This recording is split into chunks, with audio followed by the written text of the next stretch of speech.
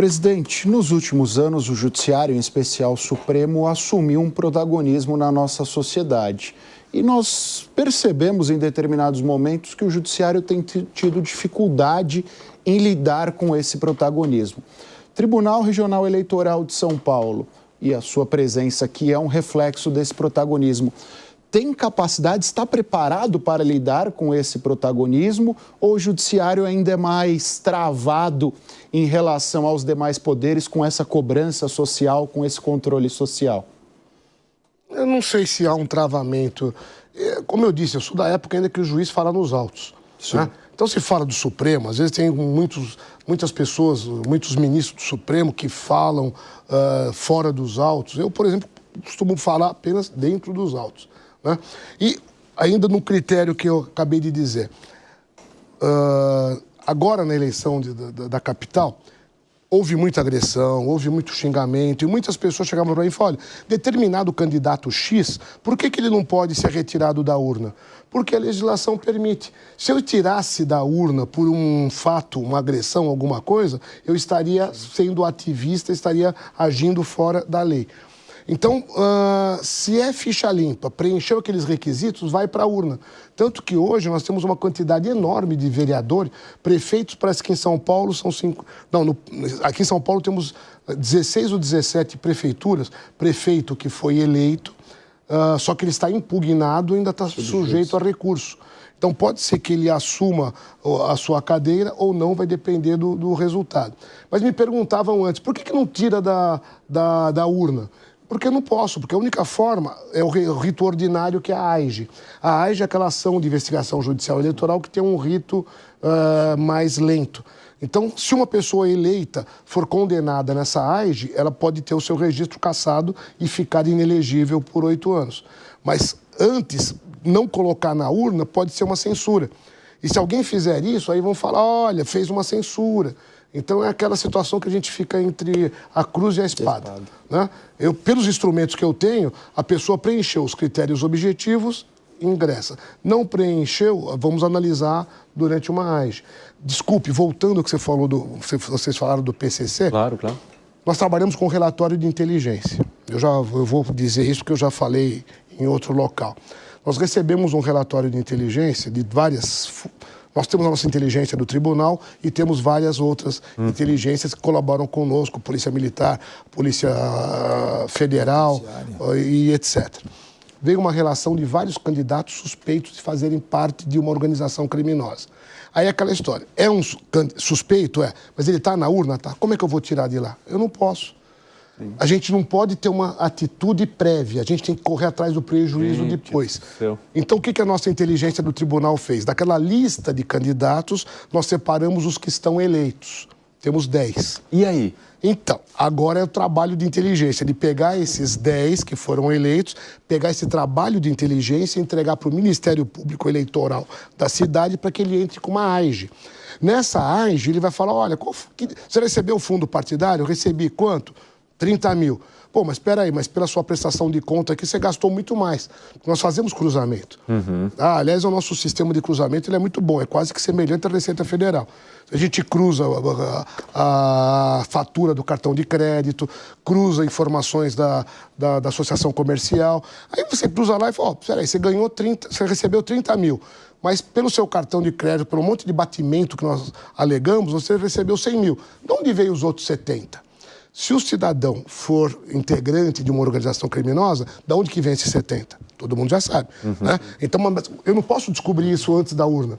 Eu só vou descobrir depois, no processo em que há quebra do sigilo bancário. A gente quebra o sigilo e fala, quem que transferiu? Pessoa jurídica. Peraí, pessoa jurídica não pode fazer doação. Então, se veio de pessoa jurídica, já é uma irregularidade. Mas o senhor acredita num momento em que essas informações elas serviriam para prevenir a entrada dessas pessoas? Ou seja, um momento em que vocês não vão precisar correr atrás da situação, mas sim já impedir que elas acessem o pleito? Disse, se tiver previsto na lei, nos ajuda. Só se tiver previsto na lei, né, nesse caso. Informações que o sujeito integre uma organização Quer dizer, o senhor Teria que ter a decisão da lei que o permita fazer isso, Tanto que desses 10 que foram eleitos, eu vou além. Eu tenho 12 que foram simpatizantes. Vem assim no relatório, simpatizante. Simpatizante pode ser, pode não ser.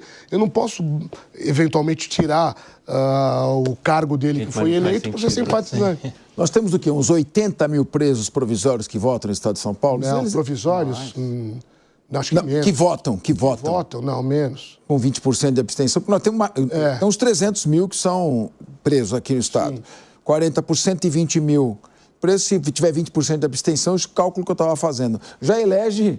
uns 2 no mínimo. Se eles se organizarem, eles elegem muito. De 2 a 3. Então, esse é um dos problemas principais que a Justiça Eleitoral tem enfrentado. Exatamente. É que, de certa forma, não faz sentido para a população ela olhar e falar, não, a Justiça tem lá todos os dados e mesmo assim ela não pode impedir que aquele candidato entre e provavelmente ganhe, né, em muitos casos. Tem alguma coisinha chamada devido processo legal que você não pode atropelar, né? Exatamente.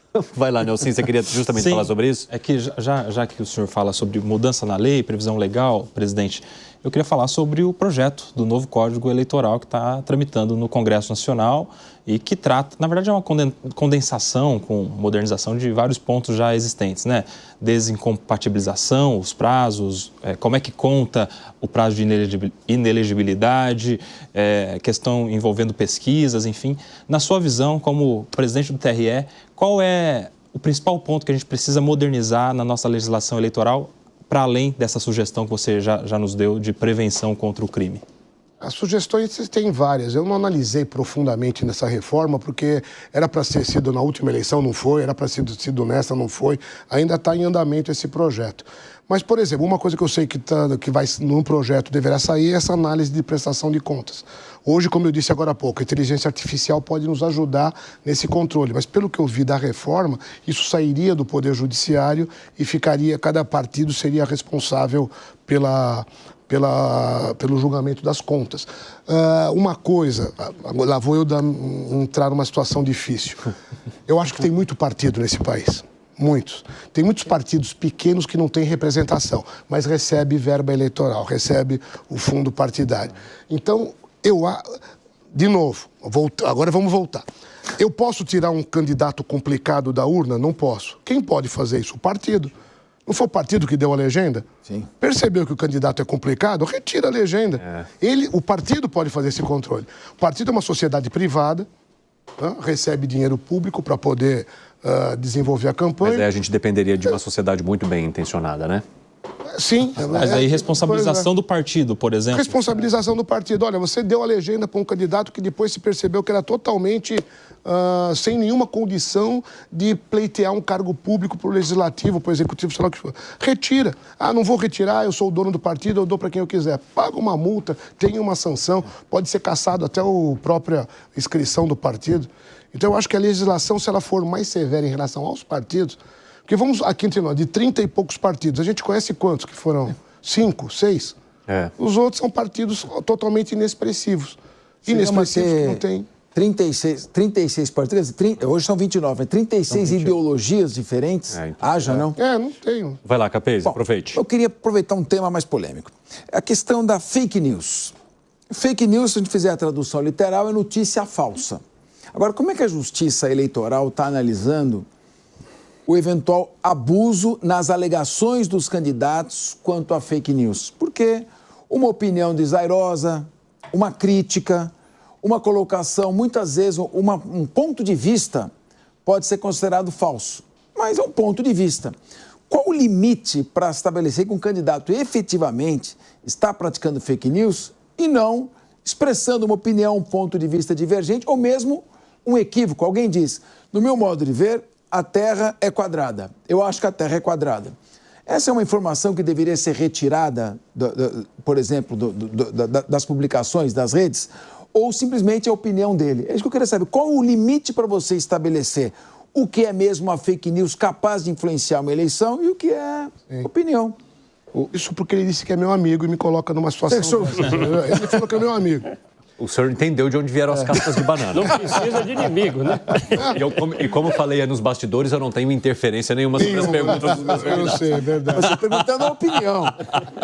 Bom, depois o Acácio também provavelmente ele levantou a mão. Você quer fazer mais uma Quer deixar pergunta eu para misturar as duas? responder e depois ele... Não, Acho que é melhor. Eu só ia fazer um acréscimo a isso. Vai lá. Lembrando que a Justiça Eleitoral, ou a legislação eleitoral, foi a primeira a criminalizar as fake news no nosso país, né? O Código Eleitoral foi pioneiro nisso, né? É que eu digo, brinquei que a pergunta é difícil, porque essa é questão de interpretação. Interpretação na nossa área de direito, na matemática, 2 mais 2 é 4. Em direito, 2 mais 2 pode ser 3,5, 3,9. E é o que os juízes chamam de entendimento, doutor? Entendimento, de interpretação. Então, quer dizer, esse momento, saber o que é fake news, o que é manifestação. Então, algum candidato fala, olha, a Terra é quadrada. É óbvio que isso daí, na resolução do TSE, é interpretado como uma informação visivelmente falsa, né? É uma informação que, obviamente, é falsa. Ah, mas olha, eu fiz uma crítica ao candidato. É crítica ou é notícia inventada? Fake news, nós aprendemos a lidar com isso já porque o candidato, nós não agimos de ofício. Então, aquele candidato que acha que foi lançada uma notícia contra ele, ele pode entrar na justiça e a justiça vai justamente analisar. É uma crítica pública, uma crítica a uma atuação política. Isso acontece principalmente para quem já exerceu o cargo público. Nós temos, a legislação permite a reeleição, então se você é prefeito e é candidato à reeleição, algum opositor teu vai falar, olha, você deixou de fazer aquilo, você fez aquilo outro, você é isso, você é aquilo. Aí vamos lá. Isso é uma crítica, é uma fake news ou é uma crítica pelo serviço desenvolvido? É que nem agora há pouco, né, vou levar mais ou menos por analogia a discussão que nós tínhamos na corte agora antes do primeiro turno. Propaganda irregular ou propaganda antecipada. A propaganda prevista pela lei começou dia 16 de agosto. E as propagandas que eram feitas antes? Lá na nossa corte, por exemplo, surgiu uma divergência a respeito do Vamos Juntos. Então você é candidato e você começa antes do período eleitoral, olha, eu provavelmente vou fazer isso pela cidade, vou fazer aquilo outro, vamos junto? E esse vamos junto é um pedido antecipado de voto? Nossa, esse detalhe... Em cada caso, era um caso que tinha que ser analisado. Tinha vamos junto de uma cidade que era pedido de voto. Tinha outro vamos junto de uma outra cidade que não era. Vai depender do que antecedeu... Caso concreto, as peculiaridades do caso concreto. Vamos junto, vem comigo. Se você é candidato e você está falando para um público, você fala, olha, vem comigo... Não está um pedido implícito detalhe muito pequeno, meu Deus. Só que esse detalhe pequeno é judicializado, um juiz de primeiro grau decide, vai para o TRE, 7 desembargadores vão decidir e depois nós chegamos até Eu fico imaginando uma palavra vamos junto caindo nesse grupo de tanta gente, né? Qualificadíssima, inclusive, mas que tem que analisar esse vamos junto. E isso é extremamente corriqueiro agora, nessa época. Agora já passamos esse período de pré-propaganda, mas ainda vamos julgar esses casos. Você tem que analisar um antecedente, né? Olha, se eu falei de um monte de... Se eu sou candidato à reeleição e eu falei de todas as minhas obras que eu fiz e falo no final, vamos junto, o que eu quero dizer? Vota em mim de novo. Né? Se eu não sou candidato e falo vamos junto, pode ser, vamos passear. E se vamos junto, vamos passear pela cidade para conhecer a cidade. Mas é muito subjetivo. É muito, então, por isso que na nossa área, 2 mais 2 não é 4. É o contexto, né? Agora, doutor, muitas pessoas falavam nesse período eleitoral que ele seria um teste do que esperar para 2026, principalmente relacionado às novas tecnologias, inteligência artificial, propagação de notícias falsas e etc. O senhor acha que essa eleição, de fato, deixou uma lição diferente das outras? Ou foi realmente um teste do que esperar para 2026 em larga escala? Eu vou te devolver com uma pergunta. Quem que ganhou essa eleição? Foi algum partido? Agora você ficou preocupado. Quem ganhou essa eleição? Eu vou te dizer, a urna eletrônica. A urna eletrônica foi tão atacada em 2022, sim. Lembram-se disso? Sim, lembramos. Em 2022 o assunto era a urna eletrônica. Agora... Um ex-presidente ficou inelegível porque ele reuniu uma série de diplomatas para atacar o nosso sistema eleitoral. Alguém falou das urnas? Não. Não. Quer dizer, extrema-direita ou não, extrema-esquerda ou não, quem foi eleito, quem não foi eleito, não foi. Eu não vi nenhuma notícia por aí de alguém falar, olha, tem alguma fraude nessa urna. Então, veja, a cada eleição é uma coisa. 2018 era a preocupação com as fake news. 2020 teve a pandemia. 2022, 2024, a inteligência. 2022, a urna. 2024... A integridade física dos candidatos. A integridade física do candidato. Então, a cada eleição, em 2016, o que pode ser? Não sei. A gente 2026, tenta... né? 2026, desculpe. Sim. Não sei o que pode acontecer. Mas o grande vencedor desta eleição foi a urna eletrônica, que ela é confiável, já está aí sendo utilizada há 28 anos, completa 30 anos daqui a pouquinho. 26, né? 30 e 26 completaram 30 anos. E nós não temos um caso sequer, graças a Deus, de fraude comprovada. Vai lá, Cássio. Presidente, vou dar uma virada aqui. Eu, Capês e o Nelsinho, os três estudamos direito como o senhor, e eu e o Capês um pouquinho antes, quando nós estudamos, nós tínhamos as disciplinas básicas, direito penal, direito civil, direito do trabalho. O Nelsinho, um pouquinho mais novo, já teve direito ambiental, direito do consumidor.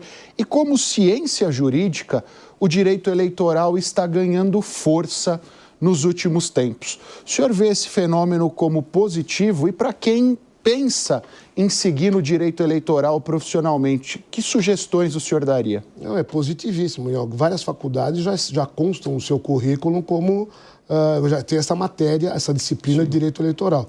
Eu sou professor de uma universidade que lá já há mais, eu diria que acho que uns 8 anos já está na grade curricular o direito eleitoral. É uma área pequena. Aliás, nos meus alunos de hoje eu ainda comento isso. Olha, é uma área boa para se advogar, para quem pretende advogar, a área eleitoral. Por quê? Como eu disse, todo candidato, desde vereador da cidade mais longínqua até o presidente da República, ele não pode, não é como nós sabemos, ação de alimentos. Numa ação de alimentos, você chega no balcão do cartório e você não precisa de advogado, você mesmo pede. No direito eleitoral, tudo é por intermédio de advogado. Então, o advogado vai ter que fazer a candidatura, depois fazer a defesa de impugnação do registro, depois acompanhar o recurso, fazer a prestação de contas. Ele não pode só pegar as contas e levar através de um contador. Ele tem que ter um advogado que dê início àquele processo de prestação de contas. Então, é uma área que existe muita demanda. E ainda não é uma área assim tão explorada. Então, eu acho que é muito importante. Aliás, se não me engano, acho que já até no exame da OAB já é perguntado sobre... Duas questões de eleitoral. Duas questões de direito eleitoral, né? Coisa que antigamente não tinha. Né? Só antes de passar a pergunta para o Lian, eu quero entrar com um recurso aqui na nossa conversa, porque nos bastidores estão dizendo assim para mim. Evandro, você já conseguiu fazer a download da sua alma depois da pergunta que o presidente do Tribunal Regional Eleitoral fez para você? Ele falou, quem ganhou as eleições? Nessa hora, um gelado subiu. Aí eu quero fazer um recurso, porque foi o Capês que jogou a casca de banana para ele e ele me devolveu a casca de banana e eu que acabei escorregando. Ou não. Quem conhece ele há 30 anos sou eu, não é você? Evandro, mas nós... Caí sem querer numa armadilha que começou com o Capês. verdade, Era só isso que eu queria dizer. Agora tem um ponto. Nós e a audiência ficamos todos curiosos pela resposta. Embargos de declaração. Embargos de declaração. O que foi, Cacá? Mas nós e a audiência estamos todos curiosos pela sua resposta. O que você pensou na hora, viu? Parou, pensou. Eu vou fazer um recurso político. Eu falei, não é possível que ele está me perguntando isso. E eu quero consignar o protesto, porque você é muito mais velho que eu, não estudei como